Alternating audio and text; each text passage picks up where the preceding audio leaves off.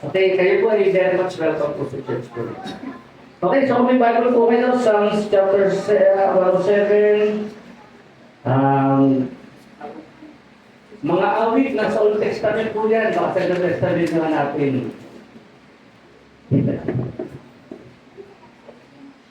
Okay, Psalms 107, verse 1 lang muna tayo. Verse 1 and verse 2. Tapos po yan ay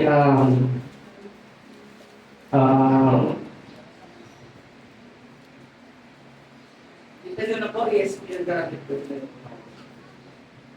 Psalms 107, verse 1 and verse 2, sabi po ng Bible, "Oh, give thanks to the Lord for He is good, for His steadfast love endures forever." Sabi sa verse 2, "Let the redeemed of the Lord say so, whom He has redeemed from troubles."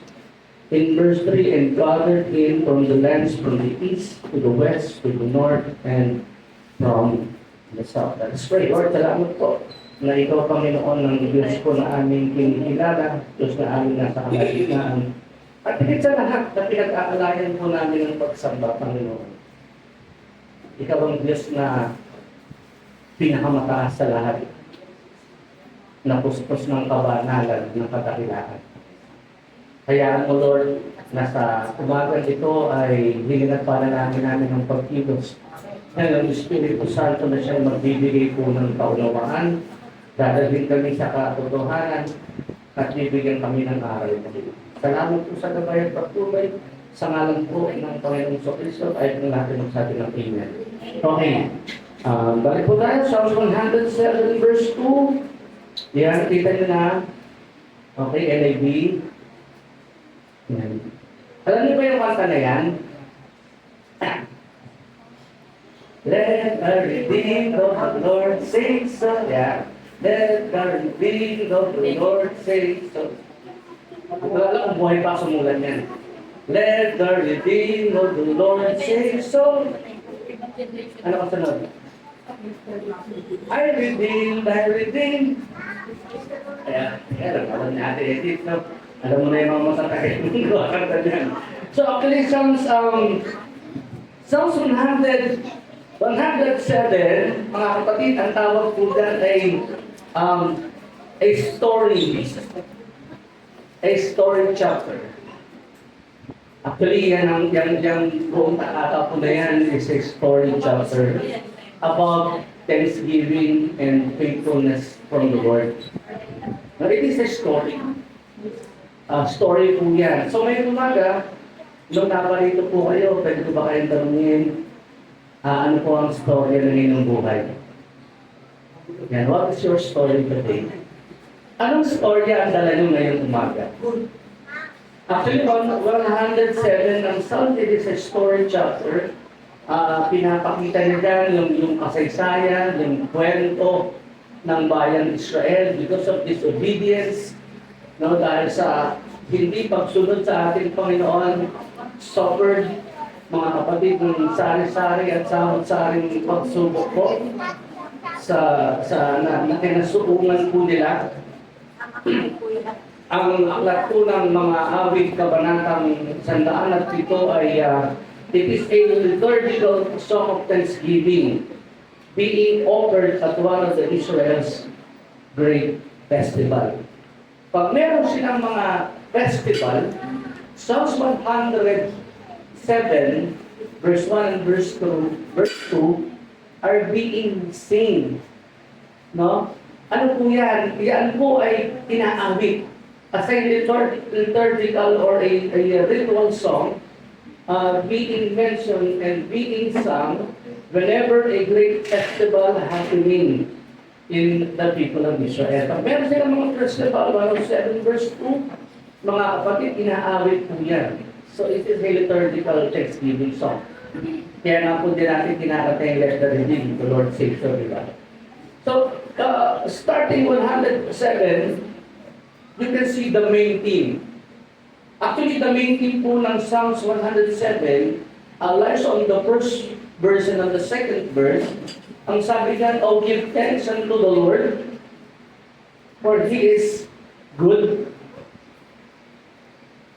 and His steadfast love endures forever. Like the redeemed of the Lord says, so whom He has redeemed from trouble.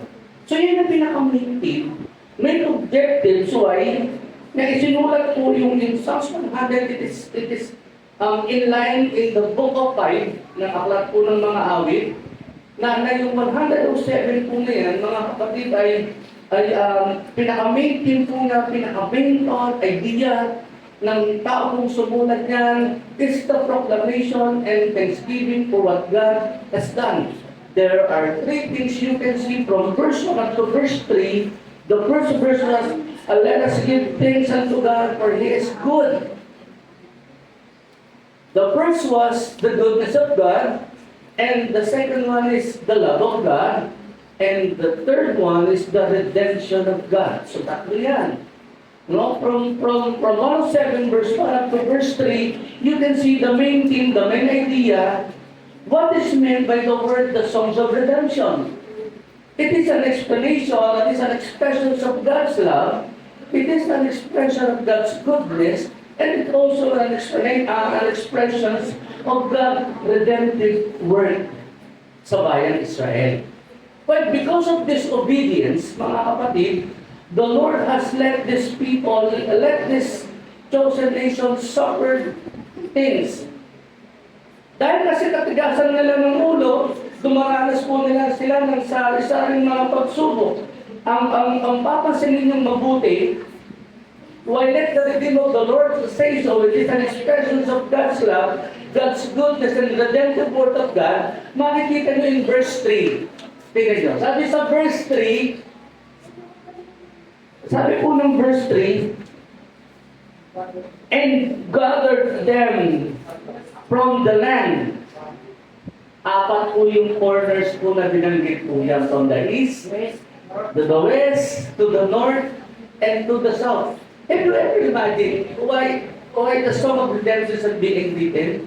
No? Tingnan nyo mabuti, pagdating ng verse 3, binigyan ng geographical features, mga kapatid, yung pagpapadala ng ating Panginoon, suffering the people of Israel from the four corners of the nation.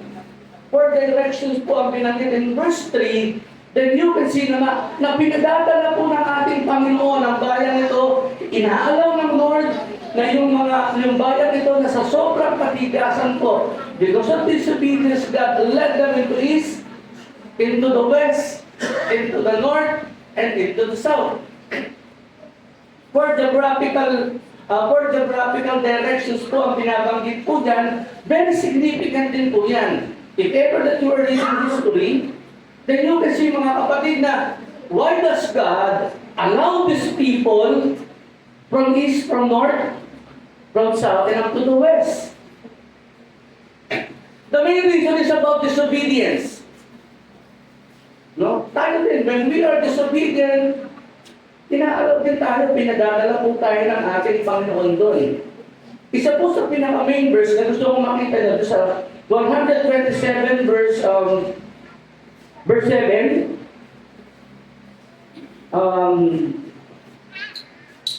makikita nyo po yan dito sa verse 27 ba siya? Tingnan nyo mabuti. Yan. Tingnan nyo sa verse 27. Ito po yung actually isa sa pinaka-main theme niya, main idea niya, or main title mostly ng verse po na ito. Sabi ng 107, verse 27, they reeled and staggered like drunken men and were at their wits' end. Actually, napaka-striking po ng word na at the end, their wits' end. Ang ibig ko sabihin doon, that every situations, that every persecutions, that every struggle we have today, sometimes we are coming into the situations that all of our wits end. Ibig sabihin, dead end. Wala na tayong maisip. Yung wits po natin, yung ating kaisipan, yung ating intellectual are coming into an end. Wala na tayong karunungan. Ano na tayo confused. Because of this, na nararanasan po ng bayang Israel, and at the same time, nararanasan din naman po natin, And sometimes we're coming into the situations that even our wits, our intellectual, our mind, yung sabi nga ni Rafael, yung karunungan natin wala na. We cannot think properly because of yung mga bagay na dinadaanan po natin. Kaya nga po, tanong ko sa inyo, ngayong umaga, what is your story today? Alam niyo po ba na every time na meron tayong kausap, ang lagi natin dala story natin. So yun, hindi lang natin napapansin, pero story ng buhay natin ang dala natin. Ako, dati akong ganito. Di ba? Pag-usap mo si Brother Ernesto, sasabihin niya, binibenta ko mga gamit namin para makapag-droga. Story na yun eh. And even in each and every one of us, if tatanungin po namin here today, same story that you will tell us what is your life story. Psalms 107 is a story chapter. No, sabi na dahil po sa disobedience, actually ang historical background po talaga niyan, mga kapatid, ang Israel ay dinala ng ating Panginoon doon sa captivity, mga kapatid, doon sa Babylonian Empire to Nebuchadnezzar. Then after a year, something na may mga ilang taon na lumipas, some have returned to their land. So it is also a captivity chapter. Pinapakita po dito, mga kapatid, yung tinatawag na captivity because of disobedience, mga kapatid, from the east to the north, to the south, and to the west, pinadadaan sila ng ating Panginoon sa geographical features po na yan. Simply, just to test the people of Israel. Remarkably, in chapter 10, verse 3, that you can see for geographical direction on that. Makikita nyo why? The first thing is, you can see, mga kapatid po, yung geographical features po niyan, na makikita nyo po, pagdating po dyan sa verse 3, makikita nyo yung verse 3, kapatid. In verse 3, the first direction was east. Now, the first direction was east.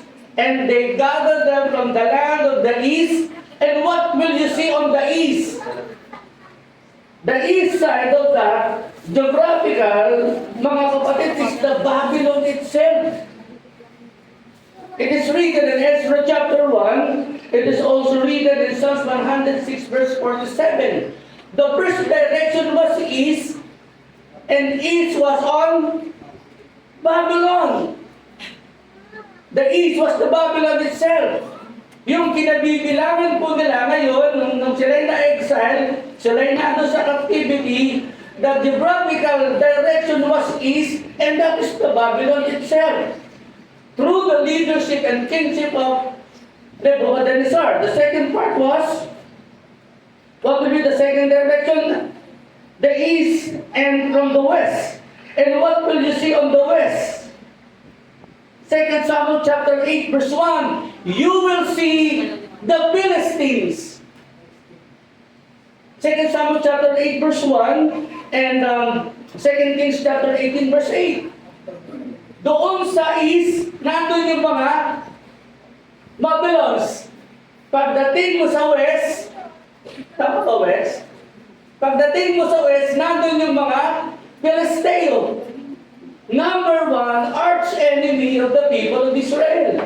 And the third one, ano po sabi niya sa third one? From the west, from the north. And what will you see on the north side? On the north side, you can see two kinds of tribe. The Syria and the Assyrians. 2 Kings chapter 19, verse 29 up to 37. At yung last part po niyan, you can see from the south, nandun sila sa east, punta ka sa south, saan sila babalik? Babalik sila sa Egypt. Egypt na pupuntahan nila. So, yung four geographical directions po na yun, eventually, the Lord, the rescuer of the people of Israelites, led those people to enter into such direction that eventually teaching them that disobedience was a very grievous sin against the Lord. Pero sabi ng Panginoon, I will gather you from the four directions. I will gather you from the Assyrians, from the Philistines, from the Egyptians, and from the Babylonians. Amen? Nakita niyo ba yan? Diba? And yet, ang sabi po ng verse 1 and verse 2, let the redeemed of the Lord say so. Amen? So, nandun pala po tayo sa historical backgrounds niya. Para po makita nyo, yung expressions ng main theme ng 107, mga kapatid, it is about the goodness and the love of God. No, yung love po na binabanggit in verse 1 is the same Hebrew word na hesed. It is a counterpart on the New Testament, means grace, unmerited favor. Yung love po dyan yung hesed na binabanggit in the Hebrew word, love means yung unmerited favor from the Lord. They do not deserve to be rescued by the Lord, and yet the Lord rescued them. The Lord redeemed them. Amen? Amen po ba? No? Yan po yung pinaka-primarily introduction that you can see from the book of 107. Nakita niyo po na napagbinasa niyo, let the redeemed of the Lord say so, oh, give thanks to the Lord. It is a liturgical song that being sung every festival. No? It is a song of thanksgiving. It is a song of thanksgiving. It is a story chapter. No, sinulat po yan as pertaining as a story, a liturgical song. And yet, makikita na napakarami ng mga bagay na naka-include po ng Psalms 107. And that's the reason why we and them are singing, let the redeemed of the Lord say so. It is the expressions of God's goodness and the expressions of God's love para po sa atin. And yet, yung Psalms 107 doesn't stop there. Yung Psalms 107 pictures four kinds of pictures on the captivity.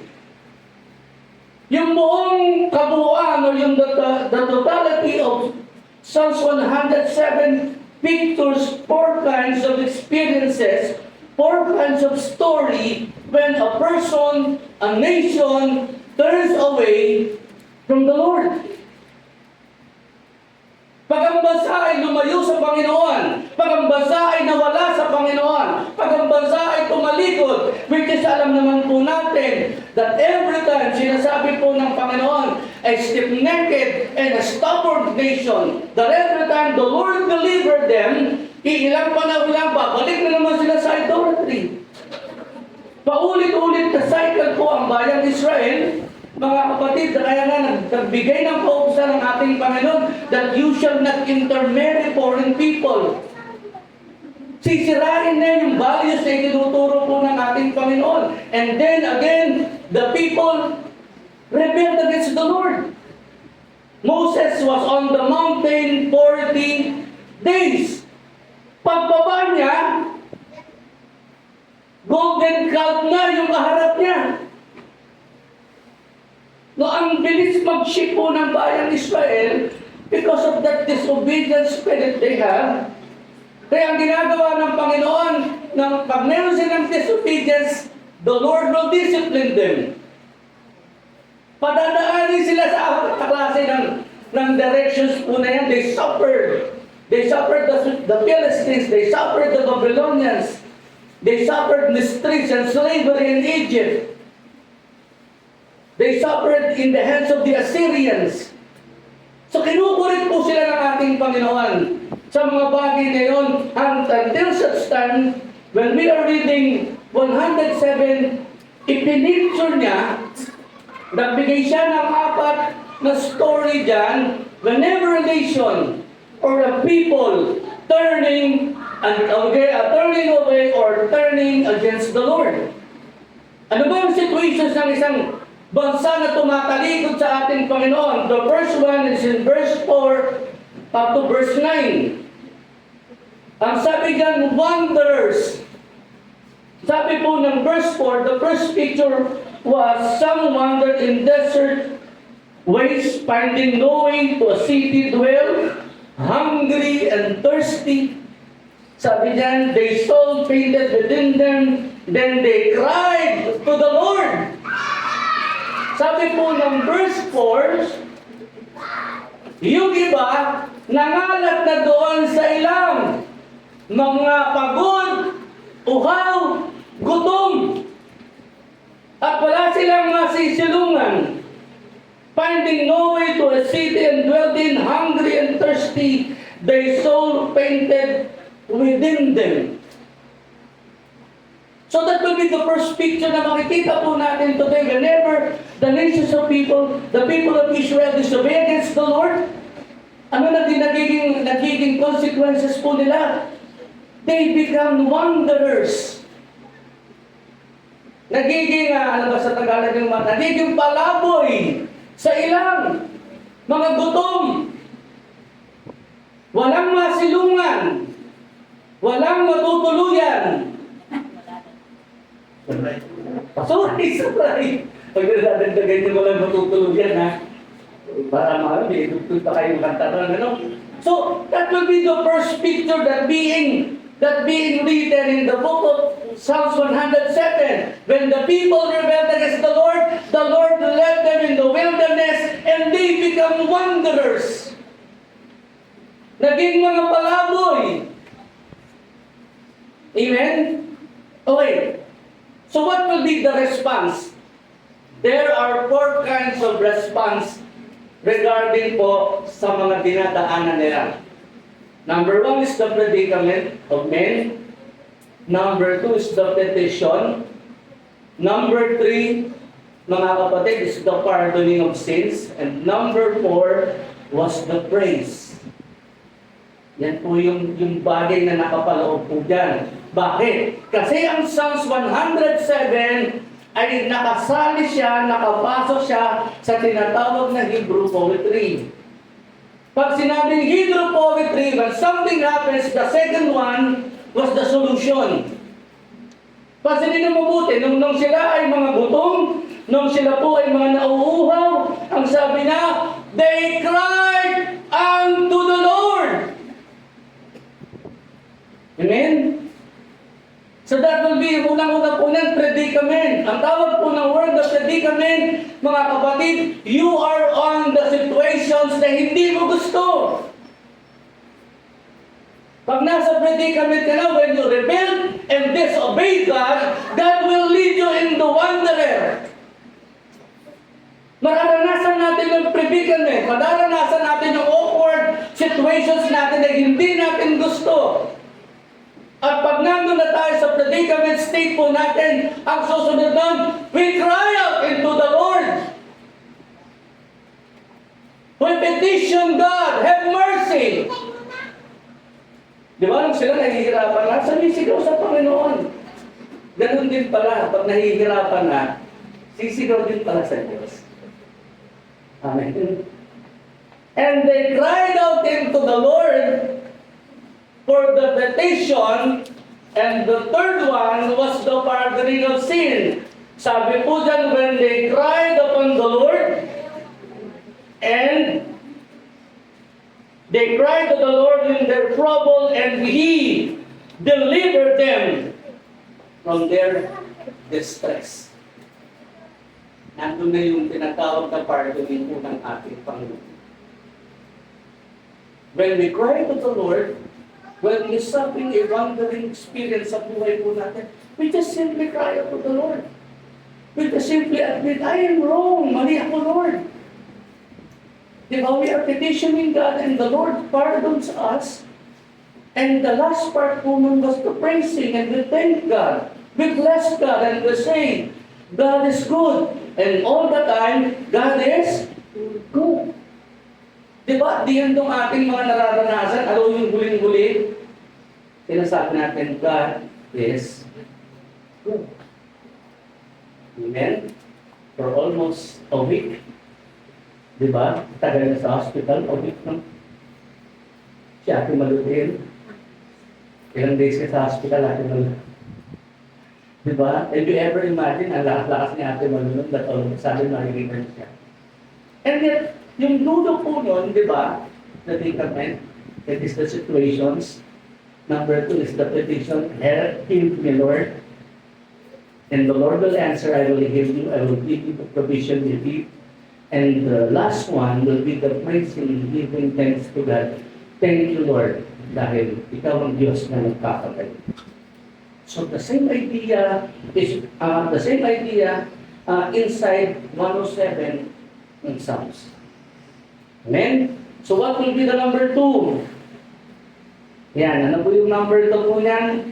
Yung second idea, yung second pictures na po na pinadadala in verse 10. Sabi po ng verse 10,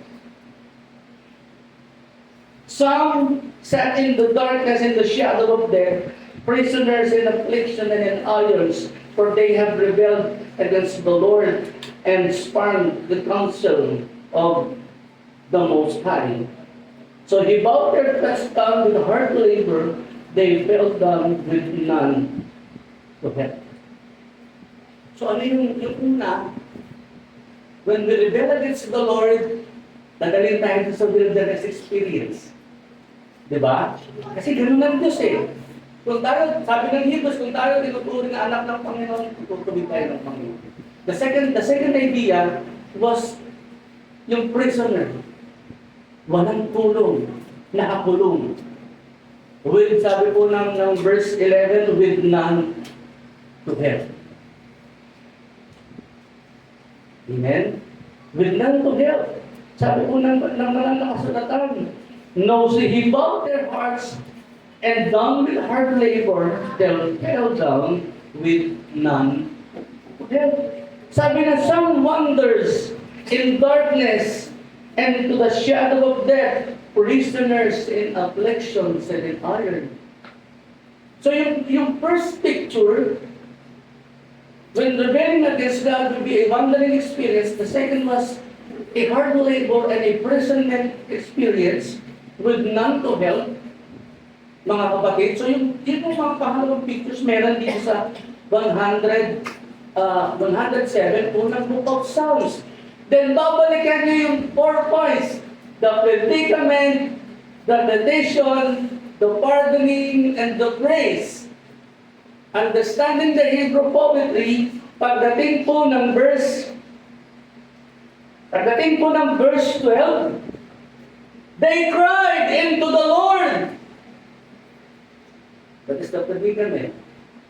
Pag wala na talagang choice, they cried into the Lord. They cried into the Lord, sabi diyan, they cried into the Lord in their trouble and He delivered them from distress. Another main theme po ng Psalms 107. Na every time people suffers, meron laging grace ang Panginoon. Pag dumadanas tayo ng mainit na pagsubok, laging may goodness and grace ang Diyos. Maaaring minsan, tatanong tayo sa Panginoon, minsan tinatanong tayo, bakit ganito nangyayari? Amen? Di ba? We ask to tell the pastors, we ask to tell everyone to sa ating sarili. And then, the answers lies before the Lord. Ang kailangan lang natin tanongin si Lord. Panginoon, ano ba yung pagkukulang? Kaya ngayon sila, nung nandun sila sa distress, they cried out unto the Lord. When they are in the wandering experience, they cried out into the Lord. Pag nandun sila sa matinding pagsubok and imprisonment, and with none to help, they cried into the Lord. And what will be the God's response? And they delivered them from their stress. Tama po ba? Okay, number 3. Ano yung number 3 implications po yan? Ganun po, sabi yung number 3. In 17 and verse 20, sabi number 17, some were fools, though their simple ways, and because of their iniquity, suffered affliction. They loathed any kind of food, and they drew near to the gates of death. They cried out to the Lord in their trouble, and He delivered them from their distress. So what will be the third picture? Ang sabi niyan, yung sickness. Sabi po ng verse 17, some were pushed to their sinful ways. Diba? Yung iba, yung nagiging mangmang sila sa sarili nila, mga kapatid, some were pushed in their sinful ways, and because of their iniquity, suffered affliction. Ibig sabihin, tayo yung recipient sa bawat ginagawa po natin, whether good or bad, tayo yung aani. Some were pushed on their way, and some suffered affliction. And sometimes the main causes was sickness. Sabi po ng verse 18. Sabi po ng verse 18. Some were fools, and they look any kind of food, and they draw near to the gates of death. Ano po yun? Malapit na sila sa pintuan ng kamatayan. Because of their foolish ways. And sometimes we naranasan po natin. In the blink of sometimes we are saying to ourselves na, Lord, mamamatay na yata ako, Panginoon na. Diba? And yet, doon sa panahon na yun, na yung buhay natin nalalagay na sa peligro, lagi lang sinasabi po ng banal na kasulatan, and they cried out into the Lord, and the Lord delivered them. Napakapunin ng Diyos. Hindi po ba? Sa kabila ng kahinaan, sa kabila ng kamangmangan natin, sa kabila ng ginagawa natin, we suffered shipwreck, we suffered wandering experience, we suffered from imprisonment, we suffered sickness. And yet when we cried out into the Lord, ang sabi na, the Lord saved them from their distress. And when the Lord saved them in their distress, isa lang ang isisigaw natin. Thanks be to God, for He is good, and His mercy never fails, endures forever. Laging pasok doon sa apat na yun. The predicament, the petition, the pardon, and the praise. Whenever na akala natin pangit, di ba? Sabi nga ni Joseph, you intended this for my harm, pero hindi ito in-intend ng Panginoon. In-intend ito ng Panginoon kung bakit ako nahulog sa balon, binenta ako sa mga Ismailites, is to save people. Diba sabi ni Joseph in ang later part na yan, the Lord has planned in whatever situations na dinadaanan po natin today. Amen? Amen po ba? Okay, last part. Sabi po ng Lord, sabi na, in verse 23 hanggang 30, sabi ng verse 23 hanggang 30, ang sabi na, and let them sacrifices. Sabi ng 22, some went down to the sea in ships, doing business on the great waters. They saw the deeds of the Lord, His wondrous works in the deep. For He commanded and raised a stormy wind, which they lifted up the waves of the sea. They mounted up to heavens. They went down to the depths. They encouraged their carriage melt away there in their evil flight. They rebelled and staggered like drunken men and were at their wits' end. Diba sabi niya yung iba naman, parang nasa gitna ng alon. Pag dumadating sa pagsubok na parang nasa gitna ng alon, ganun. Diba parang nahihilo ka? Kasi mas makasakay sa inyo ng barko. Di ba, pag sumakay ka ng barko, nahihilo ka. Diba, ganun pa, nagsusuka ka. Di ba, para sinasabi ng Lord, parang lulubog na itong barko, di ba? Lalo na pag dumata kayo, yung gabi na yun, madali na, wala ka nang makita. Diba? Nung pumunta kami ng Boracay, sabi ko, Lord, pag ito lumubog, ang Diyos, patria, adorada na ito. Kung nakakaramdam ka ng takot, every time na baka kami mag-sink yun, tapos wala kang makita, puro dilim. Diba? Ganun din. Minsan when we obey, when we disobey God, sometimes dinadala tayo ng ating plan para tayo ganun. Nagbe-paper tayo. And at the same time, sabi ng verse 27, and at the end, our wits end. Confused na tayo. Di ba, minsan, sa sobrang dami ng struggle po natin, mga kapatid, confused na tayo. Tama po ba? At the end, their wits end. Ibig sabihin, wala na to sa tamang kaisipan. Well, actually, ang prepare ko po talagang mensahe nung nakaraang Lunes pa is overcoming your anxiety. Ano po yun? Talagang prepare ko na po yun. Matagal pa. Bakit po yung anxiety? Bakit? Kasi every Saturday and Friday, no, kung kayo po ay nagbabasa ng GC natin, pagpasok ng ating mga prayer requests, pasayin yung mabuti. Ang mga tao, lagi silang nandun sa anxiety. Binabasa nyo ba yung prayer request? Diba, pray for me. Hindi ko na alam ang aking gagawin. Pray for me. Ang dami namin babayaran utang. Pray for me. Ang gulo na ng aking buhay. Pray for me. Nang gusto ko nang magpakamatay. Yung anxiety ng mga tao na nagpapapray request sa atin is talagang pag in-absorb mo, binasa mong mabuti, nararanasan talaga ng tao. Amen? Magulo na po ang isip ko. Maghihiwalay na yata kami mag-asawa. Wala ko kami makain, inaaway na ako. Wala akong trabaho. Di ba the anxiety is real? Every Saturday, every Friday and Saturday, bababa yung prayer request. Basahin niyo mabuti. Examine niyo mabuti. Makikita niyo na 100% of the prayer request is concerning anxiety ng tao. Ganon din.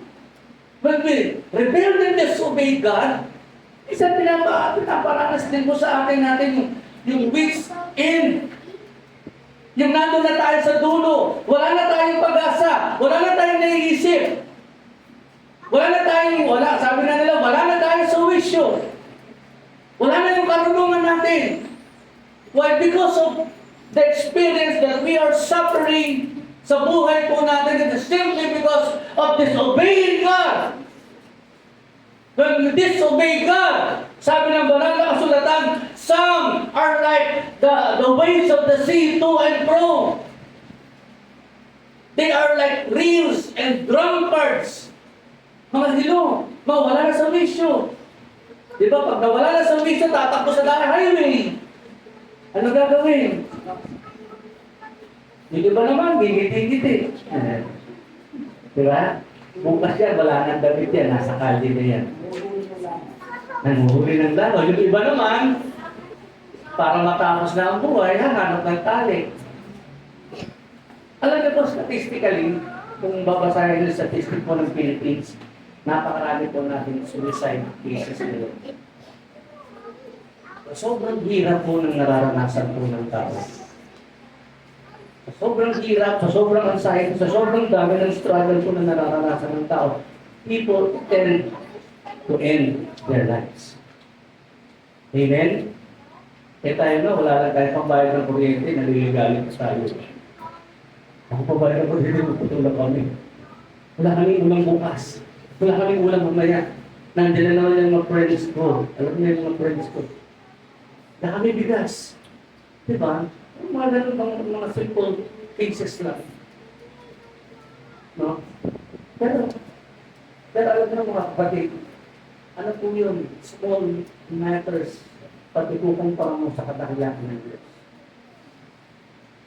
Kaya nga yung sinabi ng Matthew 6:33, you have to be inside in the kingdom. Sinabi mo needs me. Diba? And all these things shall be added unto you as well. So you have to be of that place. You have to be on the caretaking kingdom of God. Para lahat ng kailangan mo ibibigay ng Diyos. Pero kung malayo ka doon, at wala ka doon, ano sasabihin sa'yo ng Diyos? You are not far from lahat ako eh. Kasi lahat ng needs mo na sa loob. Tama po ba?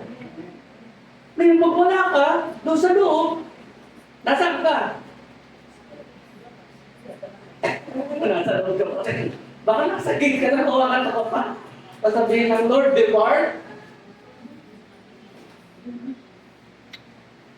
Yan ang isa sa mga bagay dapat na nakikita po natin. At tinutulong sa atin, we have to balance things.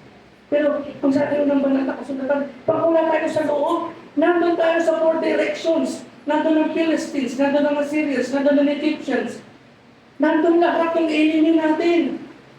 And yet God allows this enemy na mararanasan po natin. And yet the faithfulness and goodness and love of God, when we cry out, when we say, Hallelujah, help me Lord, nandun na kagad ang Diyos. Ganun naman kabuti ang Panginoon. Tama po ba? Ganun po kabuti ang Panginoon. Kaya kung ngayong umaga, ano po pinakamain, pwede mong tingkunin. Pinaka-aral sa Psalms 107. What will be the applications of Psalms 107? Number 1 po, God is always the rescuer of our lives. Ang daan of vain is the help of men. Yung tulong po ng tao na poputol yan. Tulong ng tao limited yan. Yung wisdom natin limited yan. Yung resources natin limited yan. Pero ang Diyos unlimited. Amen? Ano po yung pangalawa? Whenever we come, doon sa punto na nararanasan po natin ang magpapasuko. Sabi ng Panginoon, the Lord redeem them. Sabi po ng verse 2, let the redeem of the Lord say so, whom He has redeemed from trouble. The word redeem, mga kapatid, doon po sa Psalms 107, verse 2, ang ibig sabihin ng God is buying you back. God is purchasing you again. God is paying His life for you. Tawag po doon ay ransom. That even the work of Christ, sinabi na, Christ came into this world to give His life for many as a ransom.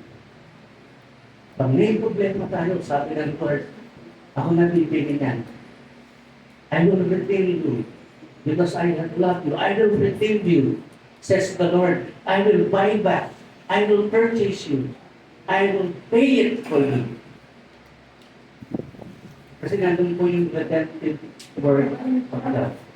That even in the New Testament, if you look at this, tandaan niyo po, Christ redeems us from every curse we have today. But even in Psalms 107, the whole chapter, dahil po pinapakita ng Panginoon, ang Diyos ay tapat, ang Diyos ay maputi, at ang Diyos ay patuloy. Hindi po sinabing mabawalan tayo ng pagsubok. Laging meron. Pero tandaan niyo po, whenever they cry unto the Lord, it is the predicament. Pag no way out na, then the petition, help us, Lord. Ito na yung rescue natin. And the Lord rescue them from all their distress. Lagi kong nandiyan ang Panginoon sa buhay natin. Laging nandiyan si Lord sa buhay ko natin. Laging nandiyan ang Panginoon laging nasa tabi natin. Na kahit minsan, yung pangako na sabi na hindi tayo nagdiwala, hindi tayo papabayaan. Kaya kung tayo tumayo, hallelujah.